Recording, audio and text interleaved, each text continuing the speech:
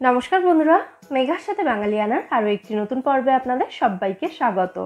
অনেক বন্ধুদের রিকোয়েস্টে আজ নিয়ে এসেছি একদম অনুষ্ঠান বাড়ির স্বাদে সম্পূর্ণ নিরামিষ ধোকার ডালনার রেসিপি।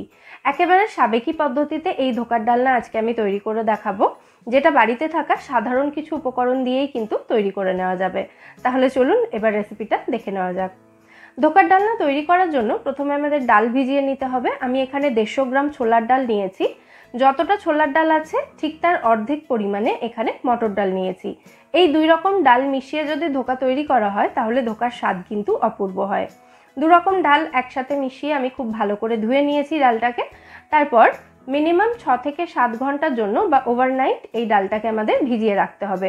যত বেশি সময় ভেজানো হবে ডালটা কিন্তু তত সুন্দর নরম হবে। সারা রাত ভিজিয়ে রাখার পর সকালবেলা ডালটাকে আমি একদম পরিষ্কার করে ধুয়ে জল ঝরিয়ে রেখেছি। এখন দেখুন ডালটা বেশ অনেকটা ফুলে গেছে এবং নরমও হয়ে গেছে। তো এবার এই ডালটা আমাদের বেটে নিতে হবে, তবে একদম মিহি করে ডালটা বাটলে হবে না, সামান্য একটু দানা দানা করে ডালটাকে বেটে নিতে হবে। ডালটা বাটার পর আমি একটা মশলার পেস্ট এখানে তৈরি করে নেব। তার জন্য একটা মিক্সার জারে আমি 2 ইঞ্চ মতো আদা দিয়ে দিচ্ছি। আদাটা আমি ছোট ছোট টুকরো করে এখানে দিয়েছি। এর সাথেই দিয়ে দেব স্বাদ মতো কাঁচা লঙ্কা।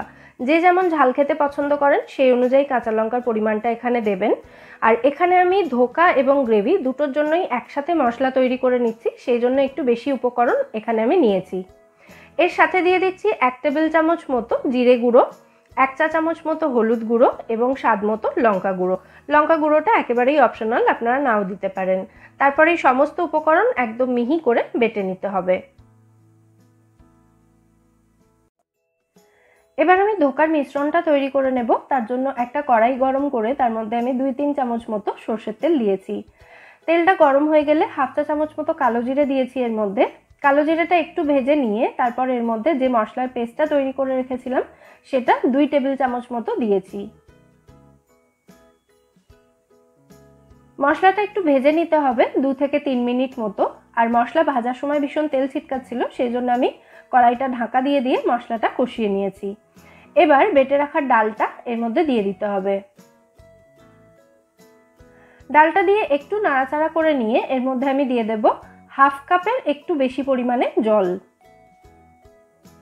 এই জলটা দেওয়ার ফলে ডালের মধ্যে খুব ভালো বাইন্ডিং আসবে, তার ফলে ধোকাগুলো ভাজার সময় বা গ্রেভিতে দেওয়ার পরে ভেঙে যাওয়ার কোনো চান্স থাকবে না। এবার নাড়াচাড়া করে জলটা পুরো শুকিয়ে নিতে হবে। খুব তাড়াতাড়ি দেখবেন মিনিট 1.5 বা 2-এর মধ্যেই জলটা পুরোপুরি শুকিয়ে যাবে। তারপর এর মধ্যে স্বাদ মতো নুন, মিষ্টি এবং 1/2 চা চামচ মতো ভাজা মশলা গুঁড়ো দিয়ে দিয়েছি।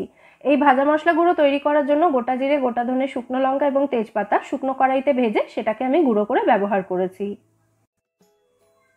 সমস্ত উপকরণ একসাথে ভালো করে মিশিয়ে মিশ্রণটা ততক্ষণ পর্যন্ত ভাজতে হবে যতক্ষণ না মিশ্রণের আঠালো ভাব পুরোপুরি কমে যাচ্ছে এবং মিশ্রণটা কড়াই থেকে ছেড়ে আসছে। যেমন আপনারা ভিডিওতে দেখতে পাচ্ছেন মিশ্রণটা কিন্তু পুরোপুরি কড়াই থেকে ছেড়ে এসেছে, তার মানে মিশ্রণটা একদম রেডি। এবার একটা ঘি মাখানো থালার মধ্যে আমি মিশ্রণটা নামিয়ে নিয়েছি। গরম থাকতে থাকতেই মিশ্রণটা এভাবে একটু ফ্ল্যাট করে লেভেল করে দিচ্ছি এটাকে, তাহলে আমাদের কাটতে সুবিধা হবে।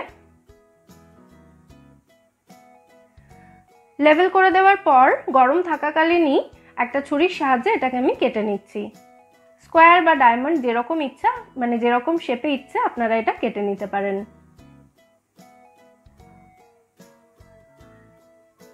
আমি ডায়মন্ড শেপে কাটার চেষ্টা করছি এটা। দেখুন কাটার পর খুব সহজেই কিন্তু ধোকাগুলো থালা থেকে উঠে আসছে। এগুলো এখনো অনেকটা গরম রয়েছে, তাই এবার এগুলোকে এভাবেই রেখে দেব। সম্পূর্ণ ঠান্ডা হলে তারপর ধোকাগুলোকে ভাজবো। গরম থাকতে থাকতে কিন্তু ভাজতে যাবেন না। ধোকাগুলো ভাজার জন্য একটা কড়াইতে আমি পর্যাপ্ত পরিমাণে সর্ষের তেল গরম করে নিয়েছি। একদম ডুবো তেলে আমি ধোকাগুলো ভাজছি না, এগুলো শ্যালো ফ্রাই করে নিচ্ছি। তো তেলটা ভালো করে গরম হওয়ার পর ধোকার পিসগুলো আমি তেলের মধ্যে দিয়েছি।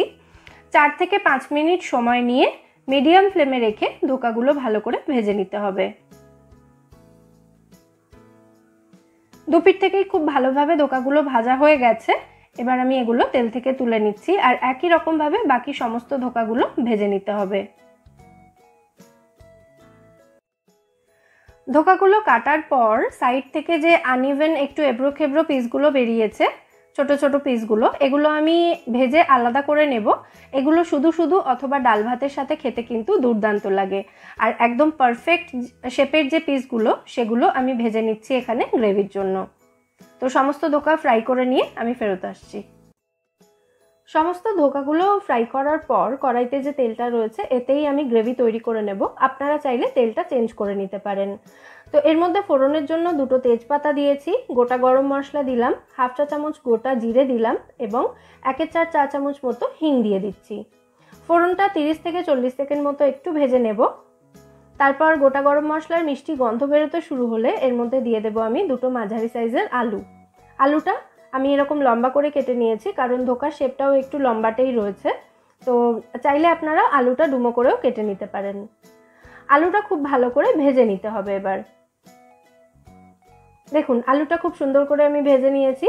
এবার বাকি যে মশলার পেস্টটা রয়েছে সেই মশলার পেস্টটা দিয়ে দিচ্ছি। যেহেতু গ্রেভিটা একটু বেশি হবে সেই জন্য আমি মশলাটাও একটু বেশি পরিমাণেই এখানে দিয়েছি। মশলাটা দিয়ে প্রথমে কষিয়ে নিতে হবে এটাকে 2 থেকে 3 মিনিট মতো। তারপর যখন দেখবেন মশলাটা একদম শুকিয়ে এসছে কষাতে কষাতে, তখন এর মধ্যে দিয়ে দিতে হবে টমেটো বাটা। একটা বড় সাইজের টমেটো আমি এখানে ব্যবহার করেছি। এবার কড়াইটাকে ঢাকা দিয়ে 5 মিনিট মতো এটাকে কষিয়ে নেব। প্রায় 5 মিনিট মতো লো ফ্লেমে ঢাকা দিয়ে দিয়ে আমি মশলাটাকে কষিয়ে নিয়েছি। এখন আরেকবার এটাকে নাড়াচাড়া করে দিচ্ছি। এই সময় এর মধ্যে আমি 1 চা চামচ মতো কাশ্মীরি লঙ্কা গুঁড়ো দিলাম, যাতে গ্রেভির কালারটা খুব ভালো হয়। তবে এটা সম্পূর্ণ অপশনাল। আর মশলার বাটিটা ধুয়ে সামান্য একটু জল দিয়েছি। এবার এই মশলাটাকে আরও 1 থেকে 2 মিনিট মতো আমি কষিয়ে নেব। মশলা থেকে তেল ছেড়ে এসেছে, দেখতেই পাচ্ছেন, তার মানে মশলা খুব ভালো মতো কষানো হয়ে গেছে। এবার আমি গ্রেভির জন্য পরিমাণ মতো জল দিয়ে দেব। ধোকা যেহেতু জল টানবে সেই জন্য জলের পরিমাণটা কিন্তু একটু বেশি করেই এখানে দিতে হবে। দিয়ে দিচ্ছি এবার স্বাদ মতো নুন, সামান্য একটু মিষ্টি দিচ্ছি। নিরামিষ রান্না যেহেতু সামান্য একটু মিষ্টি দিলে কিন্তু স্বাদ অবশ্যই বাড়ে। ভালো করে মিশিয়ে কড়াইটাকে ঢাকা দিয়ে আলুটা পুরোপুরি সেদ্ধ হয়ে যাওয়া পর্যন্ত এবার এটাকে রান্না হতে দেব। আবারও আমি লো ফ্লেমে রেখে 5 মিনিট মতো রান্না করে নিয়েছি। এখন আলুগুলো একটু চেক করে নেব যে ভালো মতো সেদ্ধ হয়েছে কিনা।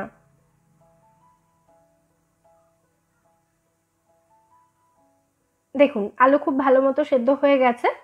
এবার আমি এর মধ্যে দিয়ে দেব 1/2 চা চামচ মতো গরম মশলা গুঁড়ো। আর এর সাথেই 2টো কাঁচা লঙ্কা এভাবে আমি মাঝখান থেকে ভেঙে দিয়েছি ফ্লেভারের জন্য। এবার ভেজে রাখা ধোকাগুলো আমি গ্রেভির মধ্যে দিয়ে দিচ্ছি। গ্রেভির মধ্যে ধোকাটা দেওয়ার পর ম্যাক্সিমাম 2 থেকে 3 মিনিট মতো এটাকে রান্না করা যাবে মিডিয়াম ফ্লেমে। তার বেশিক্ষণ কিন্তু রান্না করবেন না, তাহলে ধোকাগুলো নরম হয়ে ভেঙে যেতে পারে। 2-3 মিনিট রান্না করার পর গ্যাসের ফ্লেম অফ করে 1 চা চামচ মতো ঘি এর মধ্যে আমি দিয়ে দিয়েছি। এবার কড়াইটাকে ঢাকা দিয়ে গ্যাস বন্ধ অবস্থাতেই এটাকে 15 মিনিট মতো রেখে দিতে হবে। এখন 5 মিনিট হয়েছে, আমি ঢাকনাটা খুলে দেখাচ্ছি। এখন দেখুন গ্রেভি কিন্তু ততটাও টানেনি ধোকাগুলো। যত ঠান্ডা হবে তত কিন্তু ধোকাগুলো গ্রেভি টেনে নেবে। এখন প্রায় 15 মিনিট হয়ে গেছে। এবার আমি ঢাকনা খুলে দেখিয়ে দিচ্ছি। দেখুন গ্রেভি অনেকটাই ঘন হয়ে গেছে, যেমন আপনারা ভিডিওতে দেখতে পাচ্ছেন। আর ধোকাগুলোও কিন্তু বেশ অনেকটা নরম হয়ে গেছে।